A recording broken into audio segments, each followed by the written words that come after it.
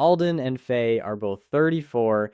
They both have exactly $50,000 invested. On the same Tuesday night in two different kitchens, they opened the same spreadsheet because they watched the same video promising the same thing: retire in 10 years. On Faye's table, next to her laptop, sits her husband's laptop. On Alden's, next to his, sits a pizza box he uses as a mouse pad. 10 years later, Faye is 44 and she doesn't work. Alden is 44 and he does. It wasn't discipline. Alden never missed a contribution. It wasn't the market they held the same fund. It wasn't fees. It wasn't luck. And it wasn't the $50,000, which was identical to the dollar. The thing that separated them was sitting on the table the whole time. And it had a salary. And the thing that almost stopped Faye was a bill neither had ever seen. One that doesn't arrive until the day you quit. My name is Nick, and today we're running the real math on retiring in 10 years with $50,000. If you've ever opened a compound interest calculator at midnight, felt a real surge of hope, and then closed the laptop feeling somehow worse than before you opened it, hit subscribe. This is the video where we find out why that keeps happening. And let me be crystal clear. I'm not a financial advisor, this isn't financial advice, and I have no 10-step system to sell you. I have a calculator and an unhealthy amount of free time. Two numbers are going to run this entire video, so let's agree on them now and never argue about them again. 7% is the fantasy, 5% is the plan. Everything else you hear today is one of those two wearing a costume. And here's the promise on the table: $50,000. 10 years. Freedom, most people covering this will tell you it's a scam. It isn't. The math works. It is verifiably, arithmetically true. The math just doesn't work for most of the people it's being sold to. Those are two different sentences, and the gap between them is where people lose a decade. So let's start with the seductive part. You've got $50,000, you're 34, you put it in a total market index fund and don't touch it for 10 years. At 7%, the fantasy number, it becomes about $98,000. It doubled. And it is nowhere close to enough to retire on. It's not enough to retire on for 1 year. So the seed money was never the plan, it's the deposit. The plan is what you shovel on top every month for 120 consecutive months. Faye and her husband bring in about $240,000 combined. After taxes and after a mortgage they deliberately kept boring, Faye can move $5,000 a month without it feeling like surgery. Faye is the $5,000 line. Alden makes $95,000 a year. By national standards, Alden is doing extremely well. On a good month, Alden can move about $1,200. Alden is the $1,200 line. Watch what those two lines do over 10 years, starting from the identical $50,000. At $1,000 a month, you finish with about $271,000. At $3,000 a month, $618,000. And at $5,000 a month, every month for 10 straight years, you cross the line. $963,000. Call it $1 million. That's Faye. That's the thumbnail. That's the guy on your feed standing in front of a rented Porsche telling you it's simple, and the uncomfortable part is that he isn't lying. It is simple, but look at what just happened inside Faye's numbers, because this is the thing I really want you to see. Her original $50,000 grew into $98,000 of that final balance, out of $963,000. That's 10% of the outcome. 90% of her retirement is money she hadn't earned yet on the night she opened that spreadsheet. The $50,000 in the title of this video is the least important number in the entire equation. The actual engine, the thing doing 90% of the work, is her ability to shovel $60,000 a year into the market while continuing to exist as a person. Which brings us to the part nobody puts on the thumbnail. Not because it's complicated, because it's rude. $60,000 a year is not a savings rate. $60,000 a year is a salary. You could hire a full-time, median-wage American worker, pay them properly, and give them benefits using nothing but the money this plan expects you to have lying around unused. Median household income in the United States is about $83,700 a year. That's the census figure, and it's essentially flat against 2019, which is its own separate video and frankly its own separate rage. $83,700 before taxes. So saving $60,000 would be 72% of that household's entire gross income, not their spending money, their income. Before the government, before rent, before the child who inexplicably needs new shoes every 4 months. Now I know exactly what some of you are typing right now. Nick, you're being dramatic. I'll just cut expenses. Okay, let's cut them. All of them. That median household takes home somewhere around $68,000 after taxes. Subtract the $60,000 you're saving, and you are running your entire life, housing included, on about $660 a month. That's not frugality, that's a hostage situation, and you'd have to hold yourself hostage for 120 consecutive months. And notice the word I keep using, median, not average. Plant a flag here, because this one distinction will protect you from more financial nonsense than anything else you learn today. Put 9 people with nothing in a room with 1 billionaire. The average net worth in that room is $100 million. 10 people. Not one of them has $100 million. That is what an average is. Vanguard's most recent report puts the average 401k balance around $168,000, and you hear that and think, okay, we're all a little behind, but we're in the game. The median, the actual middle person standing at the exact center of the line, is about $44,000. And that gap isn't statistical noise. That gap is a small number of enormous accounts standing on a very tall ladder, dragging the average so far up that it stops describing anybody who exists. When somebody quotes you an average in personal finance, they are usually quoting you a number that belongs to no living human being. Here's the part that should change how you feel about yourself for a second. According to Federal Reserve data, the median retirement balance for Americans between 35 and 44 is around $45,000. So if you're sitting there at 34 with $50,000, feeling late, feeling like everybody else got a head start you missed, you're not behind, you're winning, you are statistically ahead of the middle of your entire generation, which feels fantastic for about 4 seconds until you understand what it actually means. The middle of your generation is nowhere near retirement, and being ahead of nowhere is, geographically speaking, still pretty close to nowhere. So Alden is going to lose this race. I want to be honest with you about that now rather than pretend otherwise for 15 minutes. Stay with me anyway. Because Alden loses the race and still wins the video, and I'll show you exactly how at the end. But first, Faye, because Faye made it, and I need to tell you that the finish line moves. Let's say you're her. You've got your $1 million. How much can you pull out every year without running out of money before you run out of life? Everyone knows the answer. 4%. $40,000 a year forever. Keep this one in a separate pocket from the 7 and the 5. Those are how fast the money grows. This is how fast you're allowed to spend it. It comes from William Bengen, who in 1994 ran every 30-year retirement window in modern American history and found 4.15% was the highest withdrawal rate that survived all of them, including the worst one. Great work. One problem. It was built for a 30-year retirement. You're retiring at 44. If you live to 90, which is the entire point of retiring early, that you are alive for it, then you're not funding 30 years. You're funding 46. You've taken a rule that was stress tested for a marathon and you're using it to plan an expedition.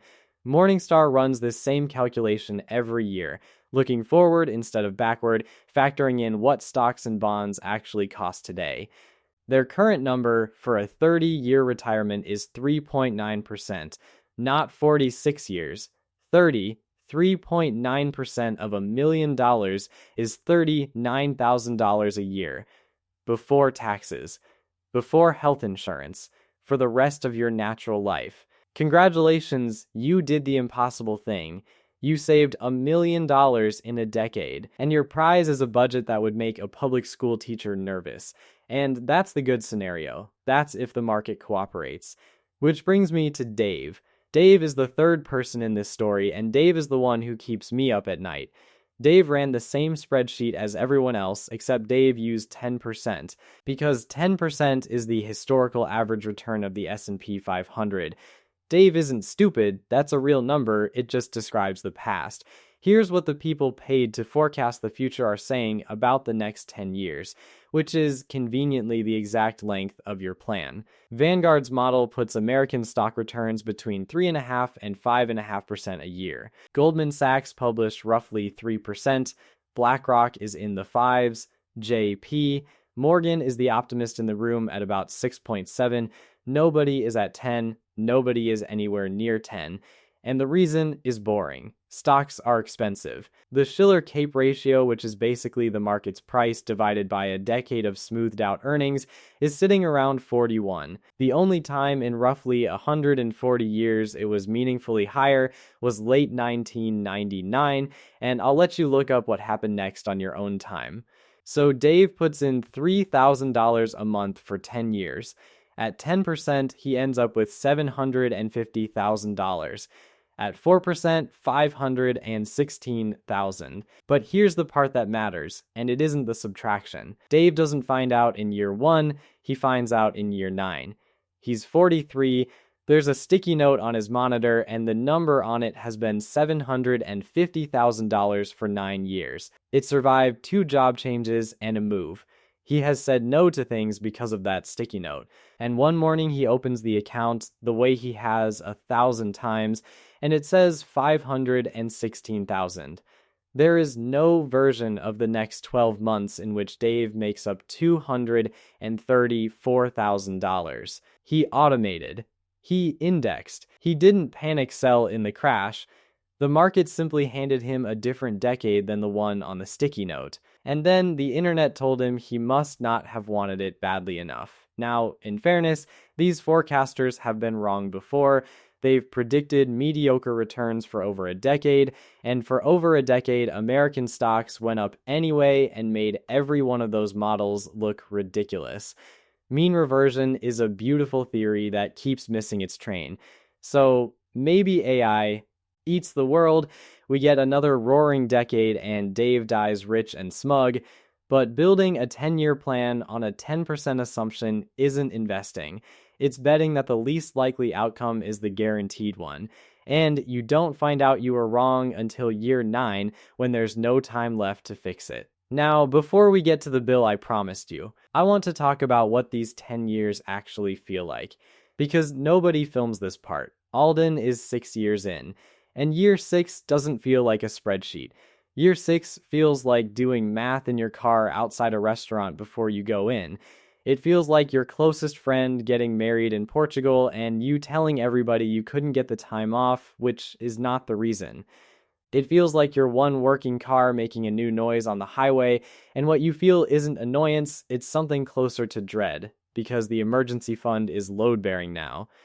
It feels like being 39 and explaining to your mother one more time why you're still renting. It feels like being the most responsible person you know and the most tired person you know at the same time. For 6 more years, while nobody claps, that is the actual price of admission. Not the $60,000. That part's just arithmetic. This part is the cost, and here is what's waiting at the end of it. You retire at 44. You are now 21 years away from Medicare. 21 years of buying your own health insurance on the open market as a person with no employer, no group plan, and by design, almost no income. At the start of 2026, the enhanced subsidies holding down Affordable Care Act premiums expired. Net premiums for millions of people roughly doubled. The average benchmark plan now runs north of $600 a month, and the subsidy cliff came back, which means that above a certain income, roughly $84,000 for a couple, you don't get a smaller subsidy. You get nothing. $1 over the line, and a household can go from heavily subsidized to $22,000 a year in premiums. $22,000. That is not a line item. That's a mortgage. That's the bill. That's the one that was never in either spreadsheet. It doesn't arrive on the day you retire. It arrives on the day you tell your boss. Faye has $1 million and she is allowed to spend $39,000 of it a year. 22 of those thousands can go to a health insurance company before she has bought a single thing that makes a life worth retiring into. She did everything right, and she is still negotiating with an insurer for permission to be free. I call it the leash. And I want you to look at how it's built, because it did not happen by accident. Your employer buys your health insurance with pre-tax dollars. A benefit worth thousands a year, that vaporizes the instant you go buy it yourself. So ask the only question that matters. Who benefits? Your employer benefits from a workforce that cannot leave. Insurers benefit from captive customers who never shop. And the subsidy cliff, almost poetically, punishes the exact income band most likely to attempt early retirement while leaving the very rich who can self-insure completely untouched. Nobody in that room profits from you being free.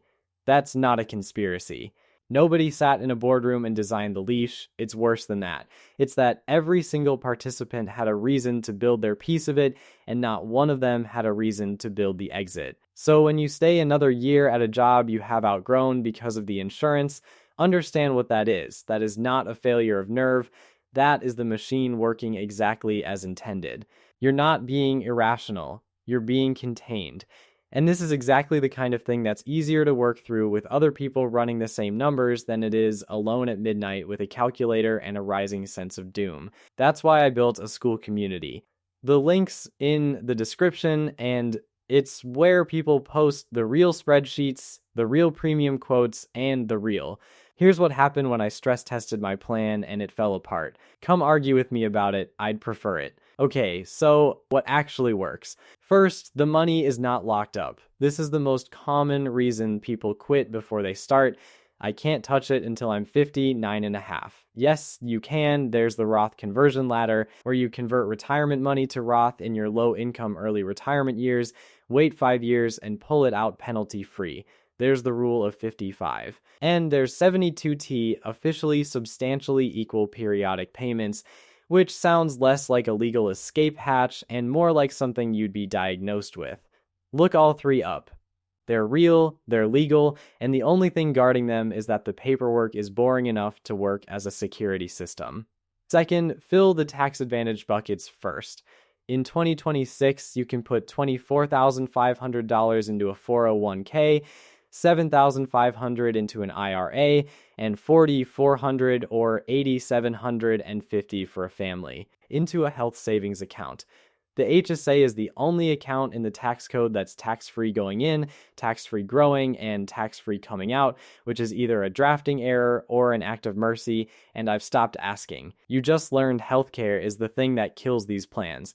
The HSA isn't an investment account, it's the antidote. Third, take the entire employer match. All of it. It's the only guaranteed 100% return available to a private citizen, and people lose it every year because on day one of a new job, the enrollment form was the fourth most interesting thing on the desk. But none of those is the biggest lever. The biggest lever is the one nobody wants to hear. It's income. Over 10 years, a $20,000 raise you refuse to spend beats every spending cut you will ever make. Spending cuts hit a floor. Income doesn't. There's a bottom to how little you can pay for groceries. There is no ceiling on what you can earn. And I know how that sounds. Just make more money is the kind of advice that makes people want to throw a laptop across a room, but it's the true answer.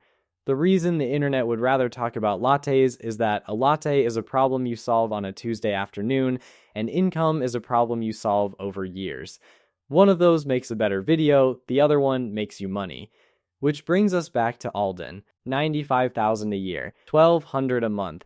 Alden is not retiring in 10 years, and no spreadsheet on earth is going to change that. Here's what he gets instead. Age 34, $50,000, $1,200 a month for 10 years. And we're using 5%, the plan, not 7, the fantasy, because I refuse to spend a whole video arguing against optimistic numbers and then quietly use one when it's convenient. At 44, Alden has about $237,000, and now he stops. He never contributes another dollar, he leaves it completely alone. By 60, that money is worth roughly $630,000 in today's money. Alden didn't retire at 44. Alden did something more achievable and, I'd argue, more useful. At 44, Alden finished. He is done saving for retirement. Permanently, every dollar from that morning forward belongs to the life he's actually living. The house, the kid, the trip, the year off. The career change he was too frightened to make back when his old age depended on his next paycheck.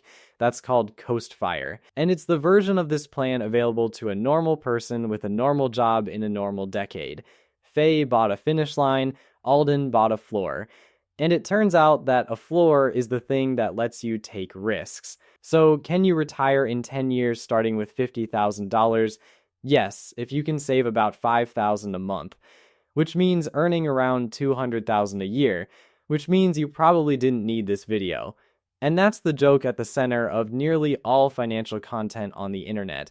It's written for people who already won and watched by people who haven't. But the machine underneath it, the automatic contributions, the index funds, the tax-advantaged accounts, the ruthless refusal to spend a raise, that machine runs at every income. It just pays out differently. At $240,000 a year, it buys you a decade of your life back. At $95,000 a year, it buys you the end of financial fear by 44, which is not a consolation prize. That is most of what people are actually chasing when they say they want to retire early. They don't want to stop working. They want to stop being afraid. So here's the question I'd actually ask, and it's the one I want to watch you fight about over in our school community Forget the Number. If you never had to save another dollar for retirement, if the future were already funded and every paycheck from here on out was purely yours, what would you do on Monday? Because the honest answer to that is worth considerably more than $50,000. And unlike the $50,000, you already have it.